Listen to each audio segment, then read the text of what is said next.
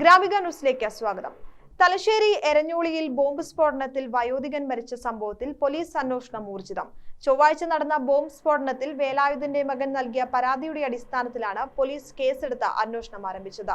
ചില സൂചനകൾ പോലീസിന് ലഭിച്ചതായാണ് വിവരം. മരണപ്പെട്ട എരഞ്ഞോളി കൊടക്കളത്തെ അയനിയാട്ട് മീത്തൽ വേലായുധന്റെ മകൻ ഹരീഷിന്റെ പരാതി പ്രകാരമാണ് പോലീസ് കേസെടുത്തിട്ടുള്ളത്. മനുഷ്യജീവന് അപകടം പറ്റുന്ന തരത്തിൽ സ്ഫോടക വസ്തുക്കൾ സൂക്ഷിച്ചതിനും അസ്വാഭാവിക മരണത്തിനുമാണ് കേസ്. സ്ഥലത്ത് ഉയർന്ന പോലീസ് ഉദ്യോഗസ്ഥരെത്തി വ്യാപക പരിശോധന നടത്തിയിരുന്നു. ബോംബ് സ്ക്വാഡ്, ഡോഗ് സ്ക്വാഡ് അടക്കമുള്ള സന്നാഹത്തോടെയാണ് പരിശോധന നടന്നത്. നിരവധി പേരെ ഇതോടകം പോലീസ് ചോദ്യം ചെയ്തു വരികയാണ്.